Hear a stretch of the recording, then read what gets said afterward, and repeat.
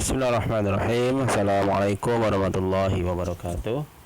Innal hamdalillah nahmaduhu wa nasta'inuhu wa nastaghfiruh wa na'udzu billahi min shururi anfusina wa sayyiati a'malina. May yahdihillahu fala mudilla lahu wa may yudlil fala hadiyalah. Asyhadu an la ilaha illallah wahdahu la syarika lah wa asyhadu anna Muhammadan abduhu wa rasuluh. Allahumma salli ala sayyidina Muhammadin wa ala alihi wa sahbihi wa man tabi'ahum bi ihsanin ila yaumiddin. Rabbi israh li sadri wa yassir li amri wahlul 'uqdatam min lisani yafqahu qawli.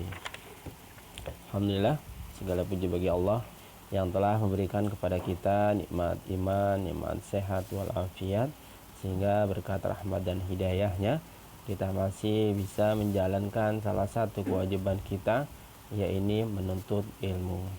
Bahwa menuntut ilmu itu adalah wajib bagi setiap muslim, sebagaimana yang sudah kita hafal dalam hadis Rasulullah, talabul ilmi faridatun ala kulli muslim, bahwa menuntut ilmu itu adalah wajib baik bagi muslim laki-laki ataupun muslim perempuan.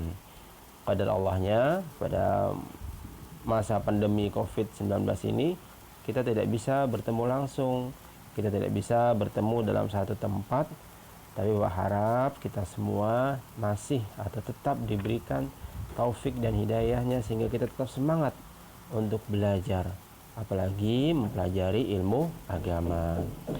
Salawat serta salam tak lupa kita sampaikan kepada suri tauladan kita Nabi Muhammad SAW, kepada keluarganya, seluruh sahabatnya, dan siapa saja yang mengikuti jejak beliau sampai yaumil kiamat, dan semoga kita termasuk di dalamnya. Amin amin ya rabbal alamin.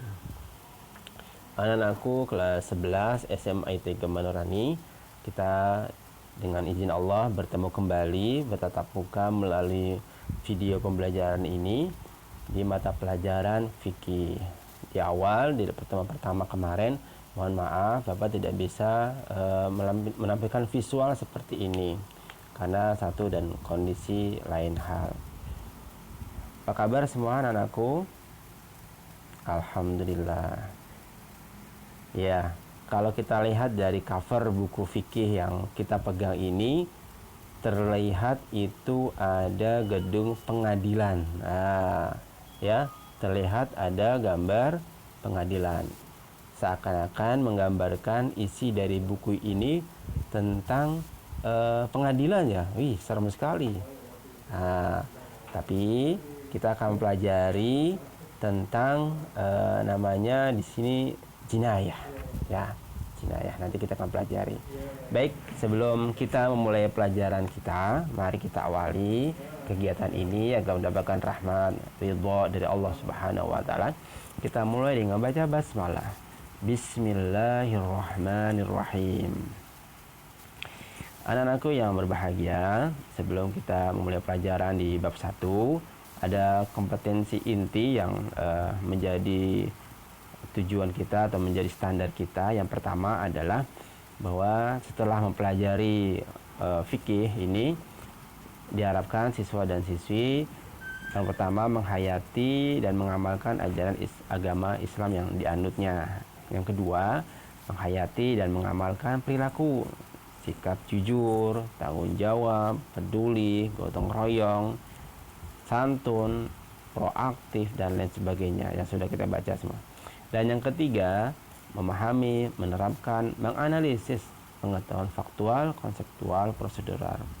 Yang keempat, mengolah, menalar, dan menyajikan dalam ranah konkret dan ranah abstrak. Itu kompetensi inti dari mata pelajaran fikih yang di kelas 11 ini. Nah, ini kompetensi dasar. Jadi kemampuan dasar diharapkan siswa-siswi yang sudah mempelajari ini bisa atau mampu sikapnya itu menghayati hikmah syariat Islam tentang jinayat. Tentang apa? Jinayat. Yang kedua, menunjukkan sikap adil, tanggung jawab, ya. Kemudian bisa mengimplementasikan dari pemahaman tentang hukum jinayat. Yang ketiga, menelaah ketentuan Allah Subhanahu wa taala tentang jinayat dan hikmahnya. Dan yang keempat, yang terakhir, menunjukkan contoh atau menunjukkan contoh-contoh pelanggaran yang terkena ketentuan dari hukum jinayat ini. Penasaran apa sih ini jinayat ini? Sabar dulu. Sebelum kita ke jinayat itu ada indikatornya nih. Indikator dari indikator ketika kamu sudah dikatakan faham dalam pelajaran ini. 1, kamu dapat menjelaskan pengertian tentang pembunuhan. Serem ya, pembunuhan. Yang kedua, kamu dapat menjelaskan dasar hukum dari Islam tentang larangan membunuh. Itu 2 indikatornya. Cukup 2? Tidak, ada berapa hal lagi. Yang ketiga, mengklasifikasikan macam-macam pembunuhan ya. Pembunuhan tidak satu, tapi penyebabnya banyak. Nanti kita akan pelajari. Yang ketiga, menjelaskan nih hikmah dilarangnya pembunuhan. Yang kelima, menjauhkan diri dari perbuatan pembunuhan. Yang keenam, kamu dapat menjelaskan pengertian qisas, menjelaskan dasar hukum qisas. Dan yang terakhir, kamu dapat menjelaskan hikmah dari hukuman qisas. Menarik ya. Masya Allah, inilah bukti bahwa Islam agama yang sempurna, mengatur dari urusan yang terbesar sampai yang terkecil.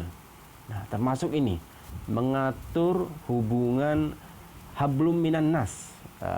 Ya kan, ini termasuk hubungan hablum minan nas, diatur di sini. Inilah bukti kesempurnaan dari agama Islam ini. Alhamdulillah, kita dilahirkan dalam keadaan muslim. Ayah kita muslim, nenek kita muslim, kakek kita muslim, ibu kita muslim.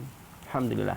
Banyak orang-orang di luar sana mungkin yang tidak seberuntung kita beragama Islam. Nah, maka dari itu kewajiban kita, tanggung jawab kita adalah menjaga agar Islam yang ada, yang sudah kita dianugerahi ini dari lahir, kita jaga.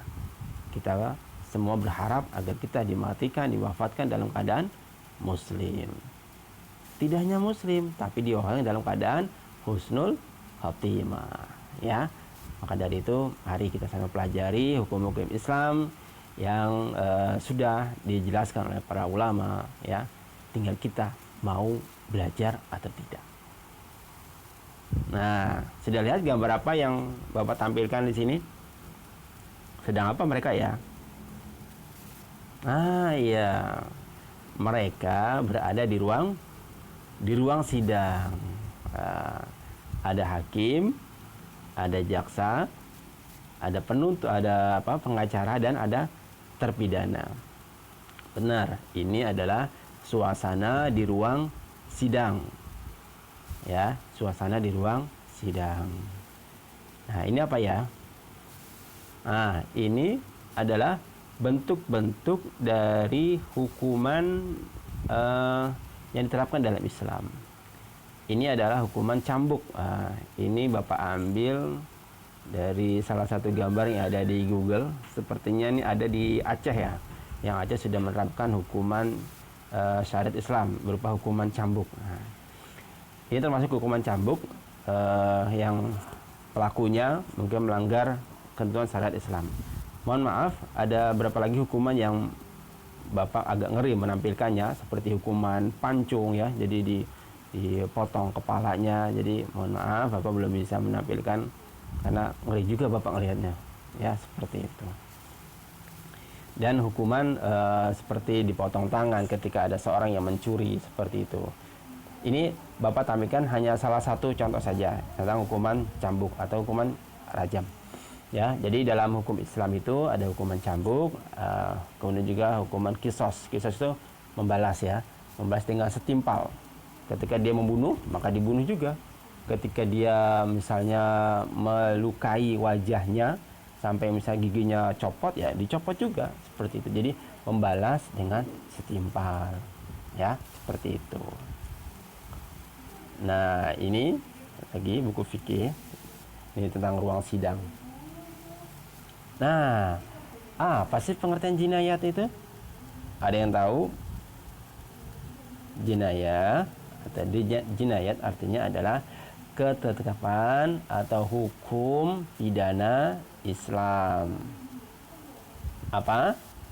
Hukum pidana Islam. Islam mengatur semua ini, ya, tentang hukum-hukum yang adil, yang bisa untuk menjaga kehidupan di dunia ini, ya. Coba kita lihat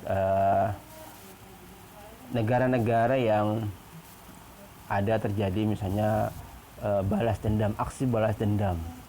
Bukan negara yang misalnya satu tempat, satu daerah, satu kawasan, ketika ada saudaranya, kerabatnya atau siapapun yang misal sampai dibunuh, kemudian kerabat lainnya ingin melakukan balas dendam. Apa yang bisa kita lihat dari peristiwa itu? Yang bisa kita lihat dari peristiwa itu malah kerusakan yang terjadi di mana-mana. Karena ternyata bukan pelaku pembunuh itu yang dibunuh, tapi bisa merusak rumah atau tempat tinggal tetangganya, lingkungan sekitarnya, bisa membakar, merusak, bahkan kerabatnya pun dirusak. Ya enggak? Jadi membalasnya melebihi dari apa perbuatan yang dilakukan oleh sang pelaku. Nah, Islam mengatur di sini. Nah, dalam hukum fikih dikenal dengan hukum jinayah. Nah, hukum jinayah adalah hukum pidana Islam. Ya, hukum jinayah adalah hukum pidana Islam. Apa? Hukum pidana Islam. Terdengar suara Bapak, Nak? Alhamdulillah, terdengar ya, Masya Allah. Nah, kita baca dari buku kalian ya. Nah, sudah baca belum buku ini? Di halaman berapa ya? Halaman 3. Sudah baca? Baik. Apa arti membunuh? Ada yang tahu arti membunuh apa ya? Membunuh artinya, menurut bahasa artinya menghilangkan nyawa seseorang. Itu membunuh. Sedangkan menurut istilah artinya adalah perbuatan manusia yang dapat menghilangkan nyawa seseorang, baik sengaja ataupun tidak sengaja, baik menggunakan alat yang dapat membunuh ataupun yang tidak dapat membunuh. Bapak ulangi, membunuh artinya menurut bahasa menghilangkan nyawa seseorang, ya. Pembunuhan itu adalah suatu perbuatan yang dapat menghilangkan nyawa seseorang, baik sengaja ataupun tidak sengaja, baik dengan menggunakan alat yang dapat membunuh seperti pisau, pedang, atau benda-benda tajam lainnya, atau dengan alat yang dikategorikan tidak termasuk alat yang dapat membunuh. Apa ya? Nanti kita akan bahas. Baik. Di dalam surat Al-Furqan, surat keberapa, Nak? Surat ke-25. Baik, bagus sekali. Surat ke-25 ayat 68. Nah, itu ada di buku kalian ya. Bapak akan baca suratnya. Ini landasan haram, larangan membunuh, larangan atau haram perbuatan pembunuhan. Bapak akan baca ayatnya. A'udzu billahi من الشيطان الرجيم والذين لا يدعون مع الله إلها آخر ولا يقتلون النفس التي حرم الله إلا بالحق ولا يزنون ومن يفعل ذلك يلقى عساما. Artinya, dan orang-orang yang tidak mempersekutukan Allah dengan sembahan lain dan tidak membunuh orang yang diharamkan Allah kecuali dengan alasan yang benar dan tidak berzina, dan barang siapa yang melakukan demikian itu niscaya dia mendapatkan hukuman yang berat. Di dalam surah Al-Furqan ini ada perintah Allah, firman Allah tentang larangan membunuh manusia. Ada kata yang menarik di sini. Membunuh yang diharamkan Allah kecuali dengan hak. Nah, apakah ada orang yang dibunuh dengan hak?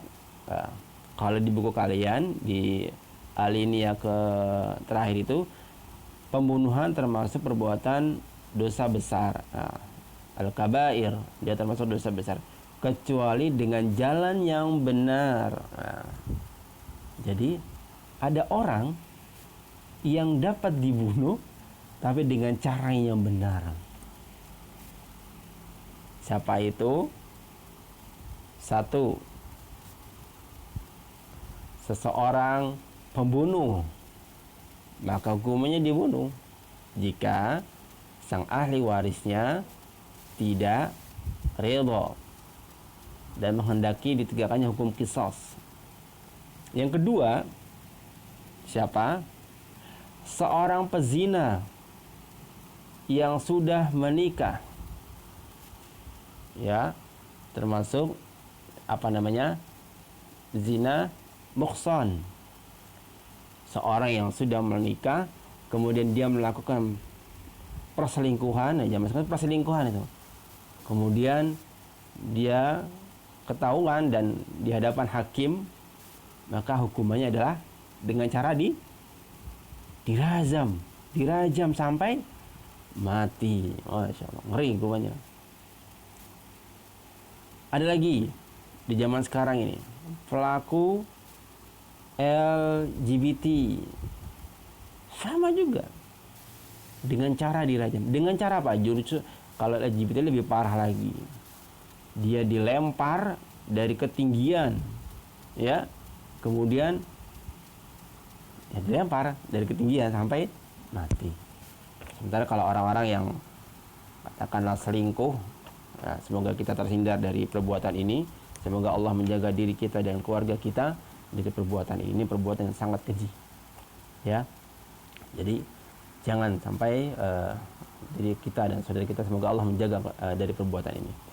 Jadi perbuatan selingkuh ya, bagi orang yang sudah menikah itu, dan termasuk juga misal janda atau seorang duda, dia melakukan perselingkuhan atau perzinahan, maka hukumnya juga sama, dengan cara dirajam sampai mati.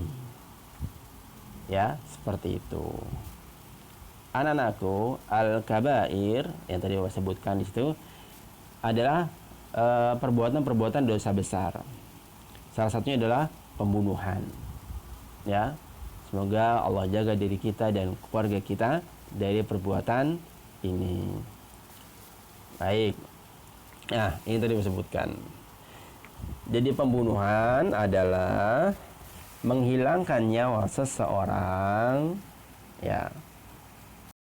Sedangkan arti secara istilah membunuh adalah perbuatan manusia yang dapat menghilangkan nyawa seseorang baik dengan sengaja ataupun tidak sengaja. baik dengan alat yang mematikan ataupun dengan alat yang tidak mematikan. Apa sih Pak alat yang tidak mematikan itu? Kain. Apakah kain dapat mematikan? Tidak. Ya. Kemudian apalagi kayu misalnya. Apalagi lidi misalnya. Ya, atau mungkin dengan media suara. Nah, nanti ada termasuk macam-macam pembunuhan yang dengan sengaja atau seperti disengaja atau tidak sengaja. Nah, itu nanti kita akan bahas tentang 3 hal atau 3 macam jenis pembunuhan. Ada yang sengaja, seperti disengaja, dan tidak sengaja atau kesalahan. Nanti kita akan bahas. Baik, anak-anakku sudah paham sampai di sini? Baik, alhamdulillah. Nanti jika ada hal yang kurang ini bisa dilihat lagi video Bapak. Baik, kita lanjutkan. Ini dia macam-macam pembunuhan yang tadi Bapak sebutkan. Pembunuhan dalam Islam itu terbagi menjadi 3. Pembunuhan dengan sengaja, qatlu amadin namanya dalam bahasa Arab, qatlu amadin. Apa itu? Pembunuhan yang sengaja dengan terencana, dengan menggunakan alat atau cara yang biasa untuk mematikan seseorang. Ya, dilakukan oleh orang yang sudah baligh, yang tidak gila, nanti dia waras gitu kan ya. Kemudian dilakukan terhadap orang yang dijaga darahnya untuk ditumpahkan. Jadi ini orang baik, tidak ada hak buat seorang untuk dibunuh, seperti itu. Ya. Jadi pembunuhan sengaja dengan cara ada qatlu amadin. Ini pembunuhan dengan terencana. Dilakukannya udah direncana hari apa, jam berapa, kapan, di mana, alat apa yang digunakan. Nah, ini. Dan yang menjadi korbannya adalah orang yang baik. Artinya orang yang haram darahnya untuk ditumpahkan, artinya haram untuk dibunuh, ya. Dia bukan seorang pezina. Dia bukan seorang pembunuh juga, ya. Seperti itu. Dia bukan seorang yang murtad, ya. Dia bukan seorang yang dalam peperangan, ya. Saya damai-damai saja, seperti itu. Nah, orang yang melakukan perbuatan pembunuhan ini hukumannya adalah qisas. Qisasnya apa? Qisasnya ya ini dengan cara dibunuh juga. Jika sang ahli waris keluarganya ridho, memaafkan perbuatan tersebut, sang pelaku pembunuhan harus membayar diatnya, membayar dendanya. Ini termasuk diat mughalazah, diat yang berat, ya. Bisa mobil, mungkin mahal lah, seperti itu, ya. Dulu ada di berita tentang seorang TKW yang di Saudi sana melakukan pembunuhan. Akhirnya sempat ramai di kita itu melakukan donasi untuk menyelamatkan TKW ini, ya, karena keluarganya meminta tidak dilakukan hukum qisas, tapi dia minta diat, minta bayaran. Ya, itu boleh. Dan kita sempat ramai itu, akhirnya kita donasi, ada sempatnya donasi, pemerintah juga sampai turun tangan untuk mengumpulkan dana. Nah, ketika sudah dibayarkan, nah dia terbebas dari hukuman pancung. Kemudian pembunuhan karena tidak sengaja, qatlu shibi amadin, yaitu suatu perbuatan yang dilakukan seseorang tanpa disadari niat membunuh dengan alat yang tidak mematikan atau tidak akan tapi menyebabkan kematian orang lain. Apa itu contohnya? Nah, Bapak waspada nih, Bapak ingatkan kepada kalian, jangan suka ngagetin temennya, ya. Jangan suka iseng sama temennya atau jahil sama temennya. Kalau dia sampai tewas, terbunuh, kamu termasuk ini. Pembunuhan karena tidak sengaja. Contohnya apa sih, Pak? Contohnya ketika kamu ngagetin teman kamu yang jantungan. Ketika kamu kagetin, jantungnya kumat gitu kan ya. Tiba-tiba dia mati. Nah, kamu tuh bisa kena hukuman ini.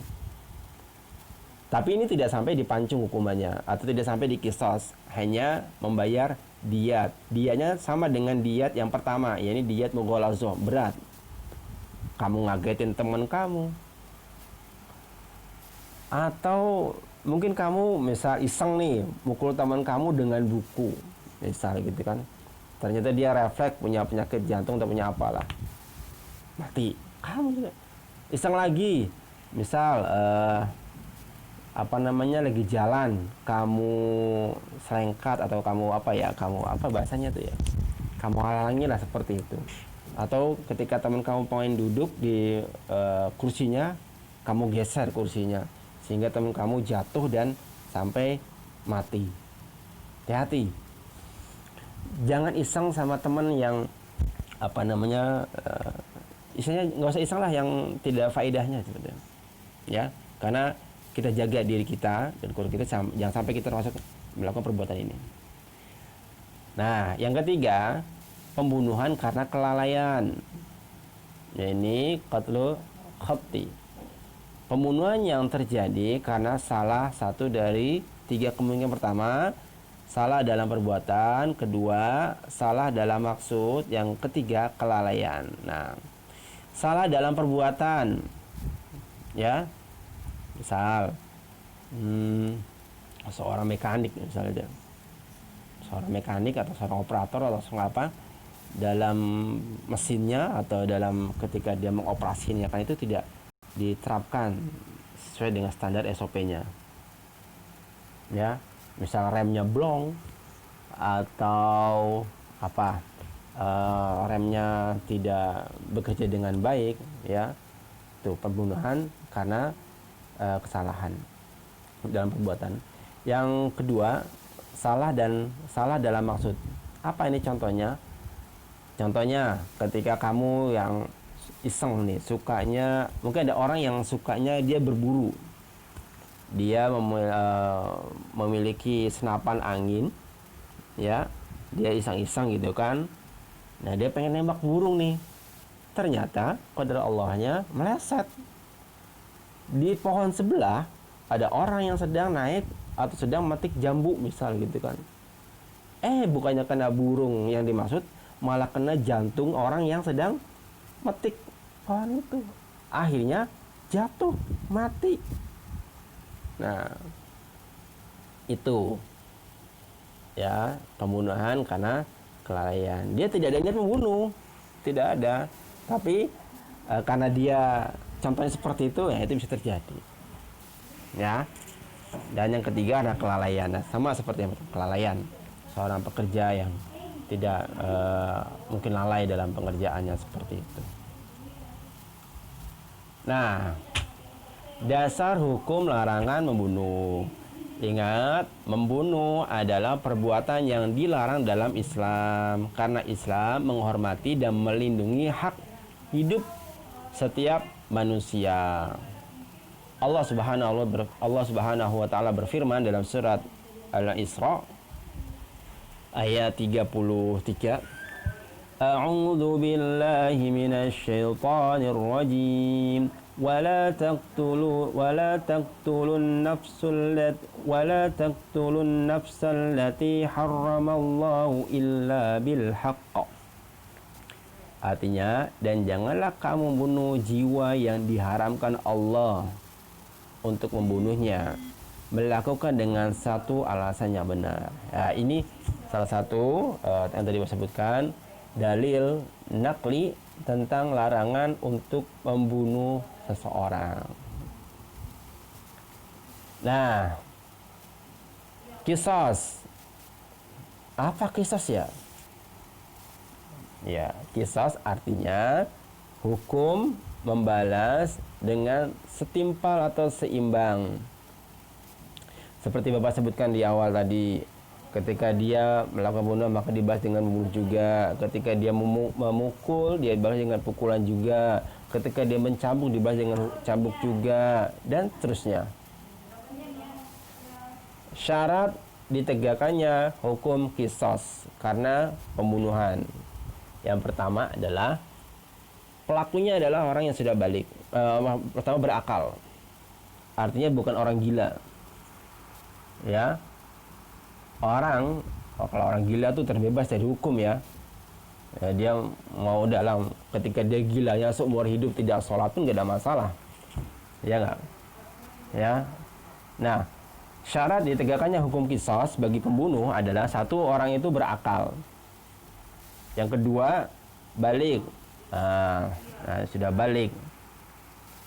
Yang ketiga, tidak terpaksa karena suruhan orang lain. Tidak terpaksa karena suruhan orang lain. Ya, dipaksa untuk membunuh seperti itu. Ya, dia akan lihat sendiri. Ya. Terakhir, ini dalil tentang hukum qisas. Ya, dalil tentang hukum qisas itu ada di buku kalian di halaman 6. Ada di halaman 6 buku kalian. Ya. Ada di halaman 6. Bapak baca. A'udzu billahi minasyaitonir rajim. Wa katabna 'alaihim fiha وكتبنا عليهم فيها أن النفس بالنفس والعين بالعين والأنف بالأنف والأذن بالأذن والسن بالسين والجروح قصاص فمن تصدق به فهو كفارة له وَمَنْ لَمْ يَحْكُمْ بِمَا أَنْزَلَ اللَّهُ فَأُولَئِكَ هُمُ الظَّالِمُونَ. Kami telah menetapkan bagi mereka di dalam Taurat bahwa nyawa dibalas dengan nyawa, mata dengan mata, hidung dengan hidung, telinga dengan telinga, gigi dengan gigi, dan luka pun ada qisasnya. Barang siapa melepaskan hak qisasnya, maka itu menjadi penebus dosa baginya. Barang siapa tidak memutuskan perkara apa yang diturunkan Allah, maka mereka itulah orang-orang yang zalim. Surat Al-Maidah ayat 45. Baik anak-anakku, ini pelajaran tentang jinayah, hukum pidana Islam. Pada pertemuan kita hari ini, kita fokuskan satu dulu ya, tentang hukum pembunuh. Ya, nanti di pertemuan kedua kita akan lanjutkan lagi dengan tentang qisas. Bagaimana syarat tegaknya qisas, dan selanjutnya nanti kita akan bahas di pertemuan yang selanjutnya. Baik, hikmah hukum pembunuhan. Apa sih hikmah dari hukum pembunuhan? Pertama, manusia akan terhindar dari ancaman dosa besar. Ya, ketika seseorang melakukan pembunuhan, dia tidak ditegakkan hukumannya, maka orang tersebut akan termasuk melakukan perbuatan dosa besar. Yang kedua, perlindungan. Ini hikmah ya, hikmah ditegakkannya hukuman untuk pelaku pembunuhan. Yang kedua, perlindungan terhadap jiwa-jiwa yang tidak bersalah dan lemah. Ya, kalau ada orang yang kuat, ya, dia memiliki kekuasaan, maka dia akan semena-mena, ya, menindas orang-orang yang lemah, ya, seperti itu. Yang ketiga, hukuman atas pelaku pembunuhan yang dimaksud agar dia dapat kembali menjadi orang bersih dari dosa terhadap hak adami, hak manusia. Jangan sampai nanti pelaku pembunuhan akan dituntut di akhirat, dia menuntut, kenapa kamu bunuh aku? Dia kena tagih di sana. Ya, ditegakkan. Yang keempat adalah orang yang menjaga kehormatan orang lain, berarti dia telah menjaga kehormatan dirinya dan keturunannya. Ya. Baik, inilah tentang beberapa hal pelajaran yang bisa kita pelajari tentang hukum jinayah.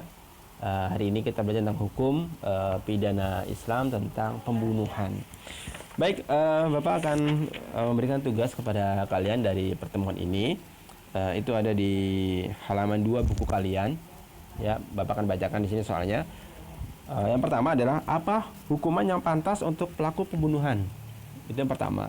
Yang kedua, bagaimana hukum bagi pelaku pembunuhan menurut hukum yang berlaku di Indonesia. Ya, Bapak tunggu jawaban kalian. Japri saja ya. Jadi kalian tulis jawaban kalian di buku kalian, kemudian kalian foto, kemudian kirim ke nomor Bapak via Japri. Baik, jika ada pertanyaan bisa diajukan via grup Telegram yang sudah kita buat. Kita akhiri pertemuan ini dengan baca hamdalah dan doa kafatul majlis. Alhamdulillahirabbil alamin. Subhanakallahumma wa bihamdika asyhadu an la ilaha illa anta astaghfiruka wa atubu ilaik. Terima kasih atas perhatiannya. Mohon maaf bila ada kesalahan. Yang benar datang dari Allah Subhanahu wa taala, sedangkan yang salah dari Bapak pribadi. Terima kasih. Assalamualaikum warahmatullahi wabarakatuh.